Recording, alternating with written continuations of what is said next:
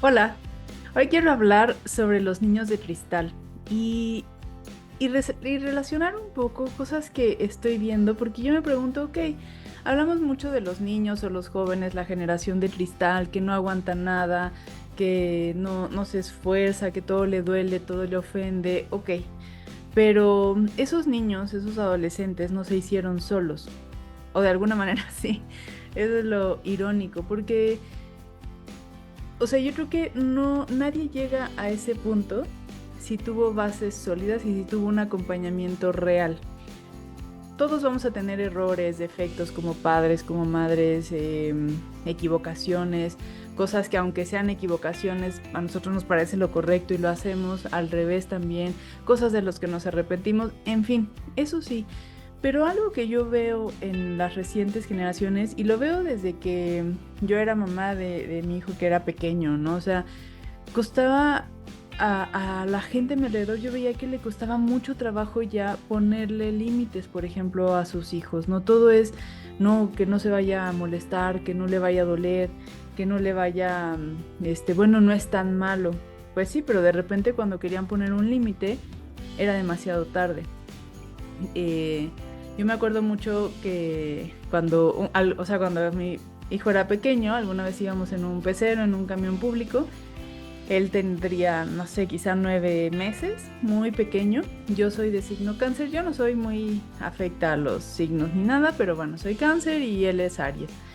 Y una señora que estaba ahí haciéndole caras a mi bebé me dice, ¿qué signo es? Y yo, Aries, y ya me pregunta el mío, le digo que cáncer.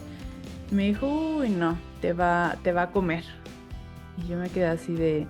Yo para ese entonces ya estaba estudiando, o estaba por empezar el diplomado por ahí, de guía Montessori. Y ahí algo que se trabaja muchísimo, además de la observación, es los límites. Y a mí me parece importantísimo, porque algo que los niños necesitan y los jóvenes, aunque los jóvenes ya empiezan a luchar con este de no me digas, pero en el fondo necesitan ese cuidado, ese apapacho, ese acompañamiento, pues es límites, es una estructura, es saber que alguien más lleva las riendas.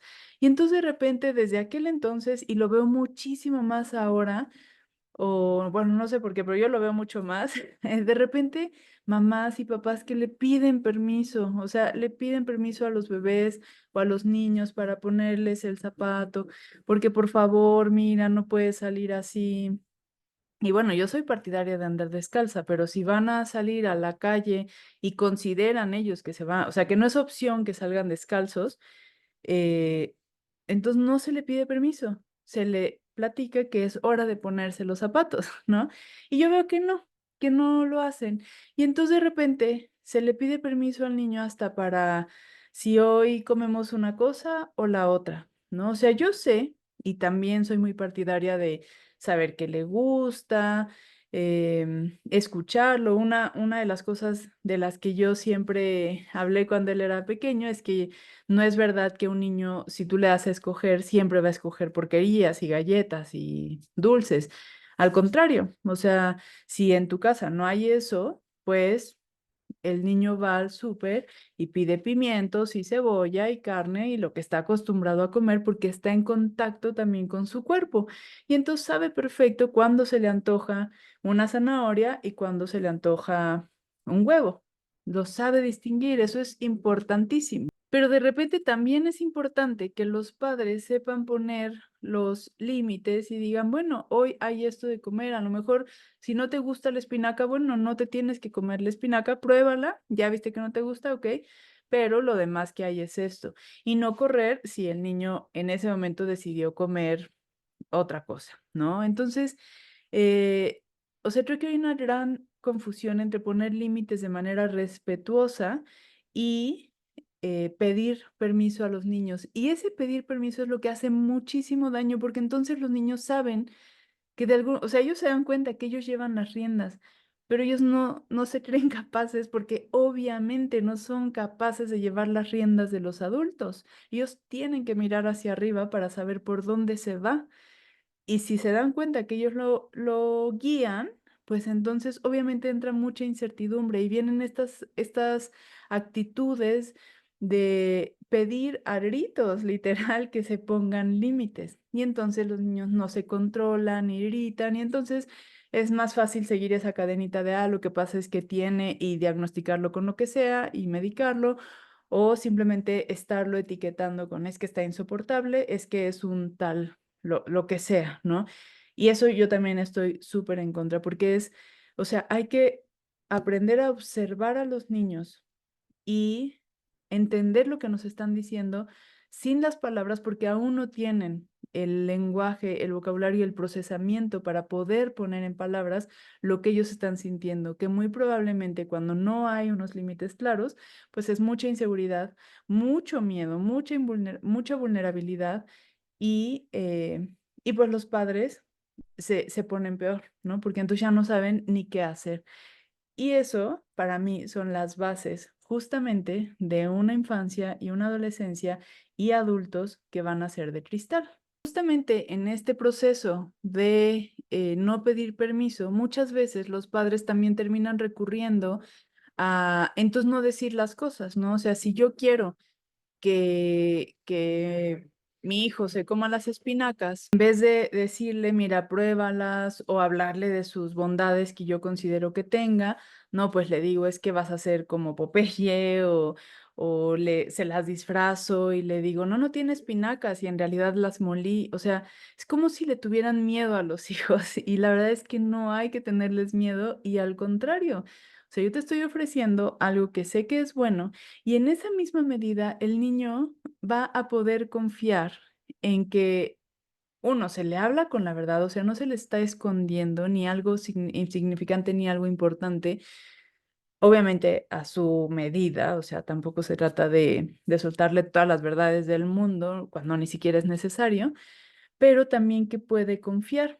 Y entonces aquí también a mí me surge este cuestionamiento de, o sea, ok, tú le tienes miedo hasta a ponerle un límite a tu hijo, a que no se vaya a molestar, a que no vaya a sentir feo, porque sentir feo es parte también de la vida y es parte de crecer y es parte de hacernos fuerte, pero bueno, le tienes mucho miedo, pero entonces, ¿qué pasa, por ejemplo, cuando te dicen, hay que hacer esto con tu hijo? Ya sea una intervención médica, una intervención académica, una intervención de lo que sea. O sea, somos capaces nosotros como adultos de cuestionar, de pedir explicaciones, de investigar, de sacar la cara por nuestros hijos porque, porque cuando simplemente andamos por la vida como padres con miedo, muy probablemente también vayamos a andar con miedo con otras personas que se ponen el saco de autoridad y que en realidad no conocen a nuestro hijo y con los cuales podríamos caminar. O sea, sí podemos escuchar y caminar e intercambiar ideas y por supuesto todos viendo en el beneficio del hijo. Pero si yo nada más acato y si yo asumo, él es la autoridad acá, ella es la autoridad allá y yo nunca cuestiono, nunca soy capaz de confrontar, nunca soy capaz de tomar una decisión contraria a lo que me dice una figura de autoridad. Entonces, por supuesto que con mi hijo tampoco voy a poder transmitir esa figura segura que es capaz de confrontar, pero también de dialogar, también de escuchar, también de aceptar, también de tomar decisiones, porque estoy esperando que me digan. Y ahí también meto a mi hijo a ver qué él dice. Y de repente, pues los niños empiezan a tomar decisiones, yo lo veo como que no pueden tomarlas. O sea, como que un niño no puede decidir que es perro y no humano, porque es humano. O sea, esa es la verdad, ¿no? En este hablar también de la verdad y de tomar decisiones, es que, ok, te gustan mucho los perros, pero es que no eres perro. Y así de claro se le tiene que hablar a los niños porque también tienen que formar su imagen de la realidad y no permitirles como que formen esa imagen fantasiosa que después efectivamente cualquier cosa los va a quebrar, cualquier cosa que sea un choque con su realidad los va a quebrar. Otra cosa que yo me puedo preguntar es, bueno, tú como padre, como madre, te lamentas de tu situación continuamente, o sea, porque ellos, aunque no se los digas directamente, puede ser que te escuchen o puede ser que ni eso, pero eso se transmite. Si todo el tiempo yo me estoy lamentando de, ay, es que soy mamá soltera, y ay, qué cansancio, y ay, o sea, es como, obviamente ellos aprenden a que la vida es muy dura y a que todo los quiebra, ¿no? Entonces, acá sí, porque se critica mucho esta generación, pero la pregunta y la reflexión, y sobre todo pues para los niños que están por venir o los que apenas están creciendo, que todavía se puede hacer un cambio, es tú como papá.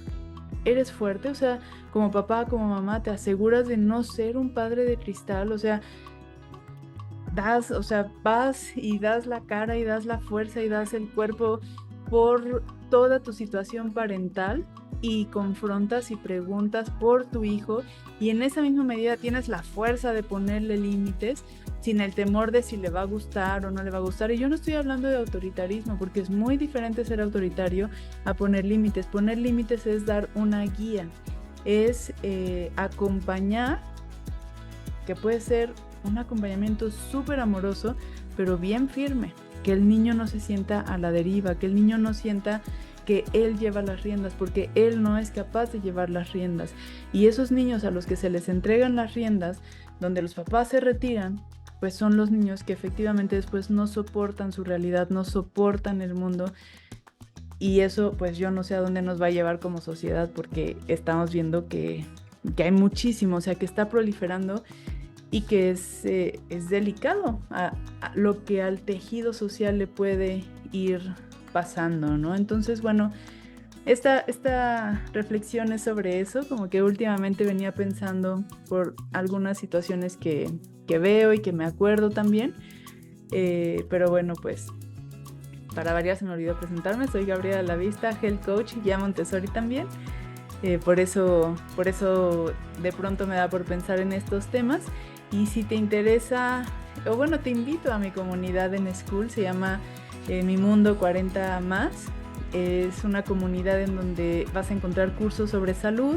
Está enfocada para mujeres de 40 años en adelante, donde vas a encontrar muchas herramientas, muchos elementos para construir una vida plena, que no te limite la edad para pensar que ya tienes que estar enfermo, que ya es normal, que te duela todo, que estés triste, o sea, no, que tu vida sea plena en cada etapa de tu vida. Así es que si te interesa, pues nos vemos por allá en School, se llama Mi Mundo 40 Más, y nos vemos pronto en otra reflexión.